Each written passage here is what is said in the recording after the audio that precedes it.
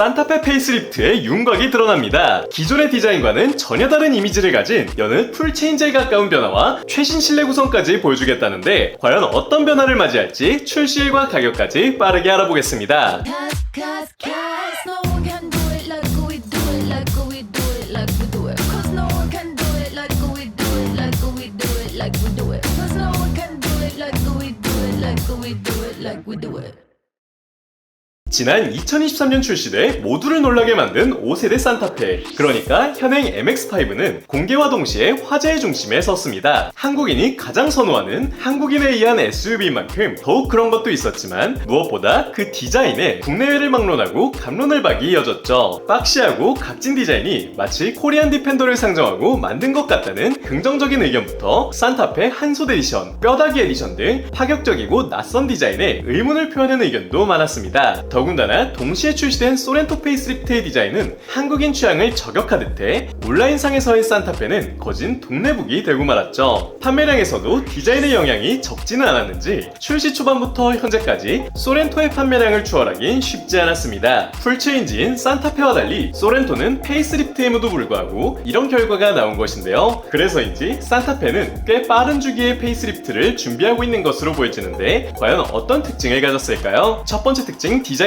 현재까진 스파이샷이 포착된 바는 없지만 리틀 팰리세이드라 불릴 만한 디자인 개선이 있을 것이란 소식이 전해졌는데요. 유튜브 뉴욕 맘모스님의 예상도에서 그 특징을 찾아볼 수 있었습니다. 기존 H를 형상화한 그래픽이 결국 사라진다는 소리인데 예상도에선 양끝단 블록식 DRL 그리고 그릴과 자연스레 이어진 헤드램프가 눈에 띄네요. 기존 디자인보단 이 편이 조금 더 우락부락한 차체에 잘 어울리는 느낌이며 오밀조밀 입체적인 느낌을 줘 더욱 튼튼한 맛입니다. 기존엔 텅 비어있던 사선으로 떨어지는 이 부분이 DRL로 가득 차게 된다면 다소 허전하다 느껴진 것도 보완될 것으로 보이죠. 하단부 범퍼 역시 위 요소와 어울리는 기계적인 맛이 기대됩니다. 측면의 경우 페이스리프트이다 보니 큰 변화를 기대하긴 어렵지만 해외에서 공개된 XRT 콘셉트와 비슷한 오프로더 패키지를 기대하는 목소리도 적지 않은데요. 더욱 우람해진 디자인에 이어 올터레인 트림까지 선택 가능하다면 더욱 매력적인 상품이 될 것은 분명해 보이죠. 대망의 후면은 특히 해외에서도 정말 말이 많았던 부분인데요. 기존 테일램프는 상당히 낮게 위치해 무게중심이 낮아 보이고 좀 더 강인한 느낌을 주긴 하지만 거진 수직으로 떨어지는 트렁크 라인과 램프 상단 광활한 공백은 차가 SUV가 아닌 미니밴에 가까운 느낌을 줄 여지도 있었죠. 여기 모르면 최대 128만원 손해. 아정당은 지원금 설치 당일 즉시 입금. 약정 끝날 때마다 받을 수 있어요. 법이 정해둔 지원금 당연히 챙기셔야죠. 카드까지 최대 혜택 받고 24시간 무료 상담, 초고속 설치까지, 인터넷 정수기, 휴대폰, 이사 청소 카드까지.